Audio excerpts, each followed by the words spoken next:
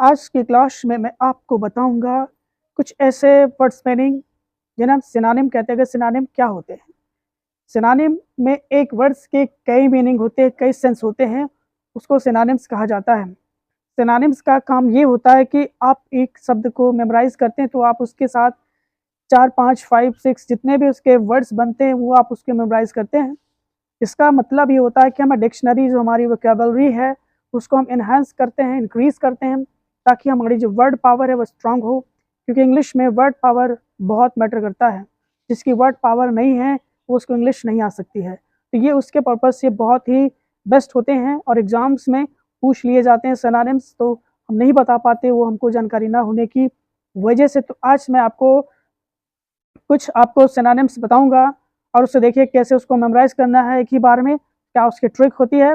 बस आपको presence of mind रखना होगा कि आपको किस तरह से वर्ड मीनिंग को आप मेमोराइज करेंगे। तो उसके लिए सबसे अच्छा बेस्ट तरीका ये होता है कि आप उस वर्ड को आप एवरीडे रिवाइज करें, आप उसे कॉपी पे पॉइंट आउट करें, नोट करें और उसको आप एवरीडे कम से at least 1 page 2 page as you wish आप उसको रिवाइज करें और आप देखेंगे कि बहुत ही ज़्यादा आपको परमानेंटली जो वोकैबुलरी याद हो जाएगी। कुछ लोग होते हैं सुनकर बहुत अच्छे से याद कर लेते हैं, उनकी जो है लिसनिंग पावर बहुत अच्छी होती है, लिसनिंग एबिलिटी बहुत अच्छी होती है, तो वो क्या होते हैं सुनकर बहुत अच्छे से याद कर लेते हैं, उनको याद हो जाता है। ये डेवलप आपको करनी होगी।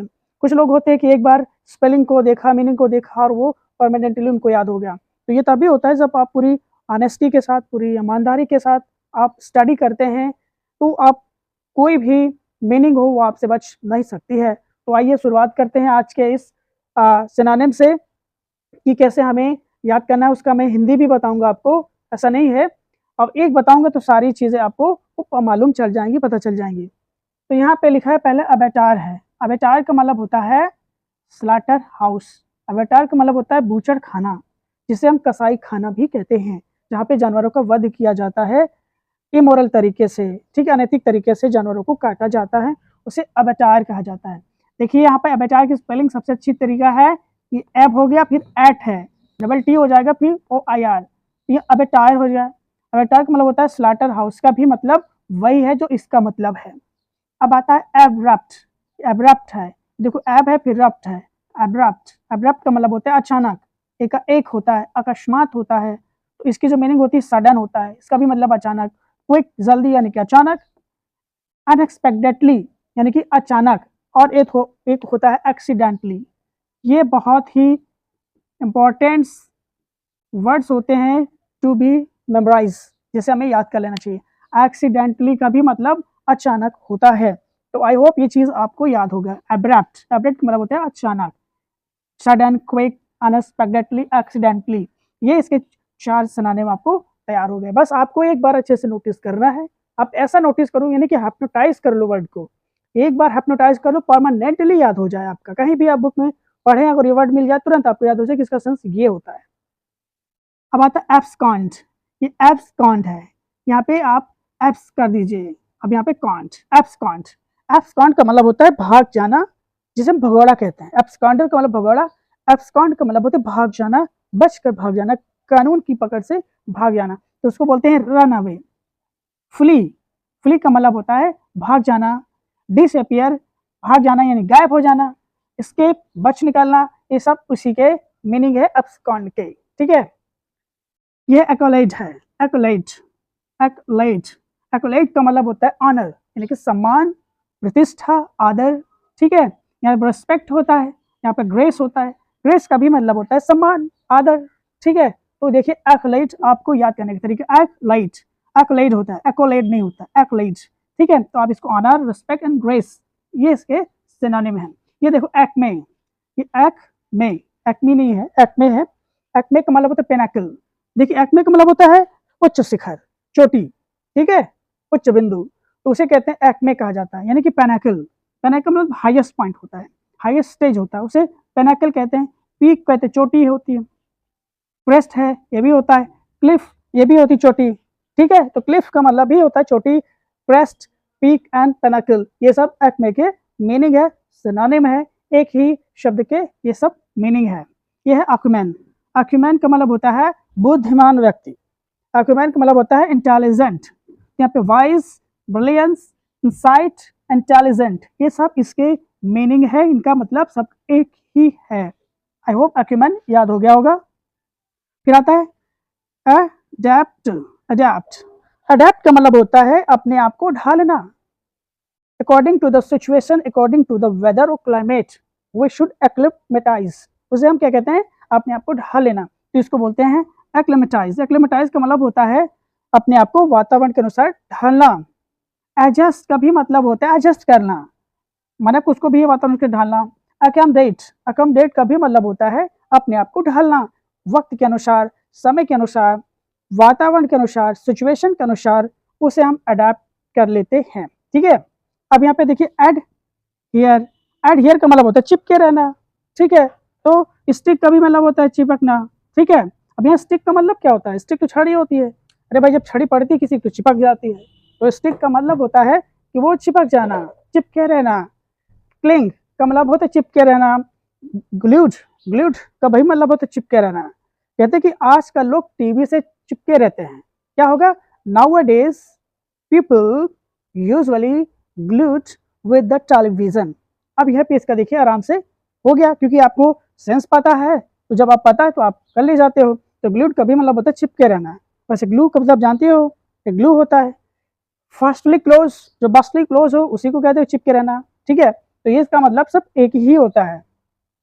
ये है एडजस्ट, इसको एडजस्ट नहीं पढ़ते, बहुत से लोग क्या बोलते हैं, इसको एडजस्ट बोलते हैं, तो लेकिन ये नहीं, ये एडजेसेंट है। क्या एज, ये एज है, सेंट है, एडजेसेंट है।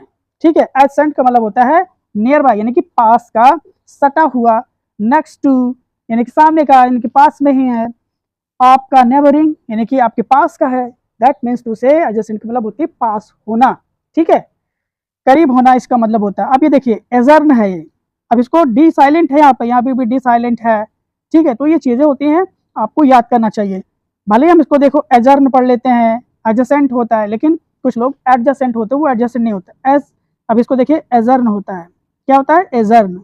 एजर्न का मतलब होता है डिफर, यानी कि पोस्टपोन कर देना, स्थगित कर देना ही उसको बोलते हैं एजर्न। इसको बोलते हैं differ, delay, postpone, call of. ठीक है, ये पोस्टपोन आप जानते हैं, पोस्टपोन। ठीक है, यानी कुछ स्थगित कर देना। डिले का भी मतलब स्थगित कर देना, डिफर का मतलब स्थगित करना, कॉल ऑफ का भी मतलब स्थगित करना, अजन का मतलब स्थगित करना। ये होते हैं इसके सिनोनिम, एक ही शब्द के कई मीनिंग होते हैं। अब आता है देखो एडमोनिशन। एडमोनिशन, एडमोनिशन, एडमोनिशन का मतलब होता है चैलेंज, यानी कि चुनौती। वार्निंग, चेतावनी, चुनौती एक ही चीज है, तो उसको बोलते हैं एडमोनिशन, चैलेंज या फिर वार्निंग। अब यहाँ पे देखो एडवेंट। एडवेंट का मतलब होता है शुरुआत। अब यहाँ पे एडवेंट का मतलब होता है शुरुआत है, यानी आने का सेंस बन रहा है। अराइवल होता है, कमिंग होता है, अप्रोच होता है, ये सब की मीनिंग एक ही है। आई होप ये चीजें आपको समझ में आएंगी। आपको क्या करना है, पॉइंट आउट करना है, रिवाइज करना है। जब तक आप रिवाइज नहीं करोगे तब तक वो चीजें आपको नहीं याद होती, इसलिए I hope you should revise it. Affluent, affluent, affluent, affluent का मतलब होता है रिच, रईस, अमीर। जैसे क्या बोलते हैं well to do. Well to do का मतलब होता है रईस, रिच, वेल्दी, प्रोस्पेरस। ठीक है, ये आपको याद करना है। ठीक है, एफ्लुएंट का मतलब होता है रिच, धनाढ़ जिसे कहते हैं। ठीक है, अग्नि, अग्नि का मतलब होता है एगनी। एगनी का मतलब होता है पेन, दर्द, तकलीफ, डिस्ट्रेस, स्ट्रेस, टॉर्चर, एक। ये सब क्या है, एक ही मीनिंग है। इसका मतलब होता है तकलीफ, दर्द। ठीक है, ये आप याद करिए। फिर है अलैक्रिटी। अलैक, ए लैक्रिटी, अलैक्रिटी से बोलते हैं अलैक्रिटी। ठीक है, अलैक्रिटी का मतलब होती है उत्सुकता होती है, जिज्ञासा होती है। जैसे ईगरनेस, एंथुजियाज्म, एंग्जाइटी। तो एंग्जाइटी का भी मतलब होता है उत्सुकता, इसका तात्पर्य नहीं कि चिंता है, उसे तात्पर्य ही है जिज्ञासा। अब आता है एलियन। एलियन, एलियन का मतलब होता है अपरिचित, विदेशी, जो आप उसे ना जानते हो, भाई एलियन होता है। जैसे foreign, abroad, stranger, unknown and familiar भी कर सकते हो, क्योंकि एलियन का मतलब होता है अपरिचित। दैट मीन्स टू से। अब आता है एलिविएट। देखो एलिविएट, एलिविएट, एलिवेट का मतलब होता है कम करना, क्या करना, कम करना, मिनिमाइज, यानी कि उसे बोलते हैं रिलीव, रेड्यूस, डिट्रैक्ट, स्लैकन, मिनिमाइज। ठीक है, ये होते हैं इसके तरीके। तो आप देख रहे हैं सिलेबल को देखिए, और सिलेबल को देखिए, आपको परमानेंटली याद हो जाएगा। अलिवेट, अलिवेट स्पेलिंग उसी वक्त रफा दफा करो, क्योंकि झंझट नहीं पाना चाहिए ना, एक बार देखो उसे बड़े से प्रैक्टिस करो, याद कर लो। ये तभी होगा जब आप अच्छे से रीड करेंगे। Your reading makes a person perfect. Who says this? Francis Bacon, the father of English ऐसे ही वो कहते हैं कि आप रीडिंग करते हैं तो फिर आपको पूछ ही नहीं सकते आप क्या हैं। यह है फिर एनार्की, देख ए ना की, एनार्की, ठीक है, एनार्की नहीं पढ़ा जाता है, इसे एनार्की पढ़ा जाता है। एनार्की का मतलब होता है अराजकता। अराजकता का मतलब जहाँ पे कोई ऑर्डर ना हो, लॉ एंड ऑर्डर हो ही ना, जिसे निरंकुश कह सकते हो। लॉलेसनेस, डिसऑर्डर, डिक्टेटरशिप, तानाशाही, वही एनार्की में होता है। जैसे Kim Jong Un is the dictator of north Korea, तो वहाँ पे कोई लॉ एंड ऑर्डर नहीं है, क्योंकि उन्हीं का लॉ एंड ऑर्डर चलता है। तो ये आप याद करिए एनार्की, ठीक है, बहुत ही आसान तरीका, सिलेबल तोड़िए, याद करिए। एपैथी, एपैथी, एपैथी का मतलब होता है उपेक्षा करना, किसी के दुख तकलीफ को नजरअंदाज करना, उसे एपैथी कहते हैं। That means to indifference, pitiless, empathy, यानी कि कोई सहानुभूति जिसके पास ना हो, दिल ना हो, संवेदनाएं ना हो, उसी को बोलते हैं अपैथी। ठीक, ये है एपेलेशन। देखिए एपिलेशन, एपिलेशन, एपिलेशन का मतलब होता है पोजीशन, यानी कि पदवी जिसे कहते हैं ना, एपिलेशन का मतलब होती है पदवी, जिसे हम टाइटल बोलते हैं, नेम देते हैं, उसी को बोलते हैं एपिलेशन। एपिलेशन का मतलब होता है पदवी, जैसे बोलते हैं position, degree, grade, title, name, ये होते हैं उसके सिनोनिम। बहुत ही एक जान लिया, आप सब का सेंस जान पाएंगे। देखिए आपके पास कितना भंडार है इंग्लिश का, आप उसे रिवाइज करिए। Due to lack of dictionary, due to lack of dictionary we are not able to speak English, we are not able to understand English, we are not to able read correctly. So I expect all of you to memorize lots of dictionary every day.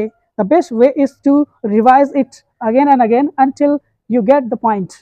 ठीक है, जब तक आपको याद ना हो जाए तब तक रिवाइज करिए, और फिर आप देखिए परमानेंटली आपको याद हो जाएगा। तो ये इसके तरीके होते हैं कि आप कितना रिवाइज करते हैं, कितनी आप लेबर करते हैं। ठीक है, क्योंकि इंग्लिश की जान है, ये कोशिकाएं हैं, इनको मैं कोशिकाएं कहता हूँ।